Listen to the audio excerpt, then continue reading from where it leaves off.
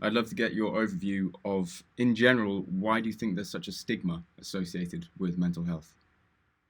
Yeah, I was thinking about this. It's really interesting, actually. So there's not actually a ton of good evidence to suggest why stigma might be so high. I think there's kind of a hangover from older generations, not particularly having time or being able to talk about their mental health, probably because other political events were going on at the time that meant that it wasn't really something that you were given space to do because you needed to kind of either be strong and focus on other things. Mm. I think also because there seems to be this tie between mental health, specifically, and mental illness, and who we are as a person. Instead of having kind of a broken finger, for example, that we do consider obviously part of us, but we don't consider it part of our personality and how we interact with others quite so specifically. So I think when we start talking about our mental health, it almost feels like we're talking about the ground root of who we are as people. And I think tying those things so closely together makes us a bit more sensitive about perhaps telling someone that you're not feeling too great or that you're feeling quite unwell, because I think it assumes, or it might communicate to others, that you yourself are broken. Obviously, I don't endorse that, but I think that's the kind of feeling that I think a lot of people get. And so I think there's a real fear that you could lose your stability and your social support and your social kind of ties with the world, as it were. I mean, in terms of trying to cultivate a healthy mindset and a healthy mental state, are there factors that you see that jump out as the most obvious ones that can give you a healthier mindset, kind of build that healthy environment? Yes, I think three factors that really are involved in our mental health. There's kind of biological, psychological, and social factors, right? And that's kind of almost the basis of who we are as people. But for example, someone might have kind of vulnerability to stress. Our genes just might be so that we are more reactive in certain situations, which makes us more vulnerable to consistent stress, for example. Toxic work environments, toxic family environments, toxic, social circles can be really difficult for some, more difficult than others. But obviously, if you have this over time, it's really going to deteriorate on your health generally, but also your mental health, I think, most prominently.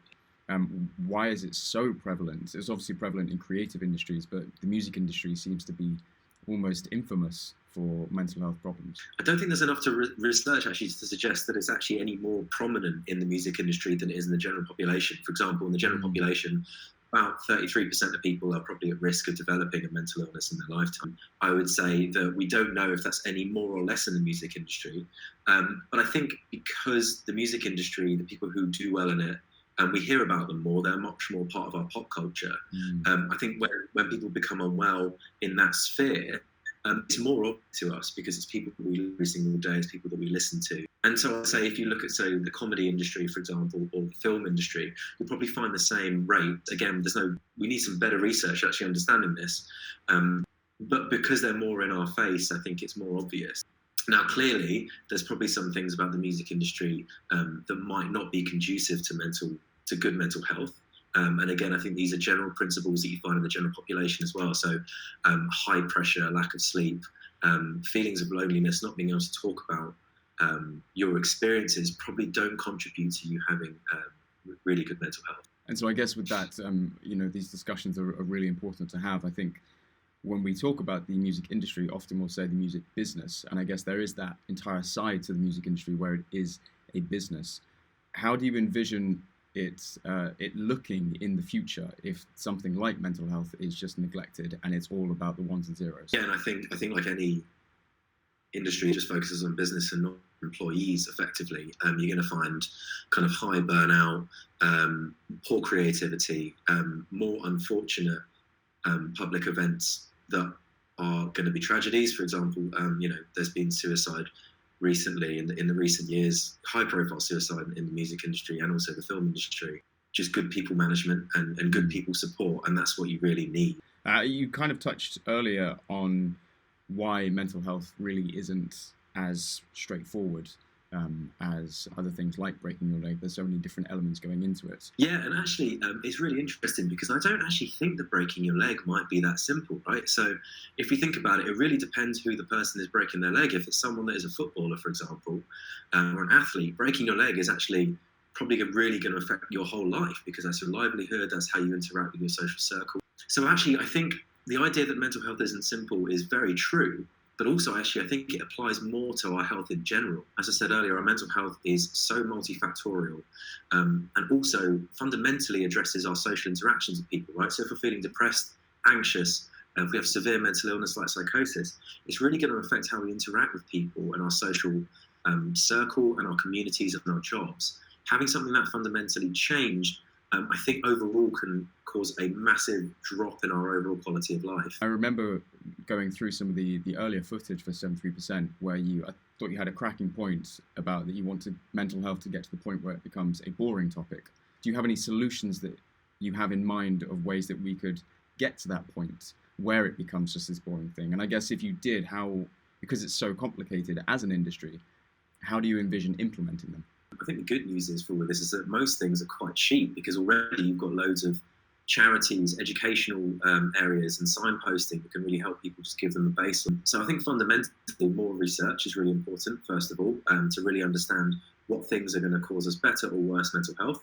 And the music industry is no different. I think good education as well. So just having the resources available for people that are in the industry to be able to understand the mind a bit better, understand their health a bit better, what kind of things make you more risk to getting worse mental health. And then also, as I said earlier, cheap, scalable and evidence-based solutions for folks who unfortunately do have a vulnerability to developing a mental illness, and being able to support them if they become unwell. With any solution, there's always, particularly when money's involved and you maybe start jeopardizing the amount of profit people might see, what kind of threats do you see to these potential solutions? Well, hopefully, I think the fact that a lot of them are quite cheap actually would be kind of quite a low baseline for people to get involved, right? It's hard to argue with cheap solutions, because they invest in people in the long term, and they actually can provide a huge amount of support for not very much effort from folks that have money. As you mentioned, first of all, in this interview, I think stigma is obviously a big problem. The idea that you're going to be less effective in your work because you're feeling unwell, less productive, less able to tour, for example. But also not talking about it, I think, is actually the biggest problem. So I think it should just be made kind of just a normal thing in the community and in the culture to just chat about our mental health. And I think that's becoming more and more available in the general population and in other kind of cultures. And I don't think the music industry should be any different. But you touched on it earlier with regards to education and people perhaps having a lack of empathy, not really understanding what mental health might be because perhaps they haven't experienced it. But are there any signs and symptoms that a parent, a friend, a loved one might see and recognize in themselves or in other artists that they can they see a red flag and they can act upon it? Yeah, so I think it really, it depends what mental illness we're talking about, because obviously they have different signs of symptoms. But I think general stuff is if you become less in touch, if someone seems to go quite quiet all of a sudden, maybe quite irritable, seems a bit more stressed out than usual, maybe lacks interest in doing the things they used to like doing. I think these sort of things would prompt you just to reach a hand out and say, is everything okay? Is everything going all right at the moment? And actually, I think that action goes a lot further than you think it will, because a lot of the time when we are struggling with our mental health, the biggest lie that our mental illness or our symptoms can tell us is that no one gives a shit, basically, and that no one really, you feel like a burden. The biggest thing that you can do as a friend for someone that you think is struggling is just saying, talk to me about this. And often you'll find that people, do want to talk about this. And if it's something that you think you're worried about, then the most important thing to do is go see a healthcare professional and just chat about it. There's no harm in doing that. Are there any kind of clear first steps that someone who might be struggling can take? I think a really good step is maybe going online, just taking a look at some forums for other people that struggle. I think reaching out to your friends, knowing that actually what you're going through isn't a burden to people. I think the most important thing that you can do as someone who doesn't have a mental illness is to be kind. I think even when you do have a mental illness as well, be kind. I think it's really underrated. It sounds really obvious, but I think knowing yourself and being kind to others is probably the most important thing. And also go chat to a healthcare professional, because more often than not, they're probably a lot more helpful than you think they'll be. There's lots of people probably going through the same thing as you are. You're not alone. It's really important to know that even if you feel like you're alone, there's other people that can help and support you in that. If you were the king of the music industry, you had control for a day, you could make any changes that you needed to try and fix this solution. What do you think would be your plan of action? I think the first plan of action would be to sit down with people from lots of different fields in the music industry and have a conversation about the best way of going about this. I don't think there's a quick and easy answer. I think the answer is going to come from people who have lived experience, experts, and folks in the industry just coming together and having a conversation. I think the most important thing here is to A, do good quality research. Only through that are we really going to be able to have some good evidence for what works. B, I think being kind is so important, whether you're a manager, whether you're a fellow music professional, whether you're someone who owns a label. Being kind is probably the most fundamental thing, because it will really set the tone for how we move forward with this. Getting everybody into a room, as I said, from different perspectives and having a conversation. So I think there's practical things that we're only going to find out from people who live it. Bringing those folks together is most important, I think. I think there's something that gets more into deeper, murky waters when it comes to the human psychology, almost that we get entertained by people who are on the extremes. And I think Kanye is an often used example. And I think a lot of labels see that and they see dollar signs and they think he has attention. And where there's attention, there is money. Is there a way that we can tackle that? I guess it's super complex, right? Because on the one side of things, it's actually can be really therapeutic to make art out of your suffering, right? When that becomes exploitative, I think that's the problem. I think if it's the artist's choice to make it their identity, that's most important. I think that's a really interesting and important distinction when it comes down to it's their consent, basically.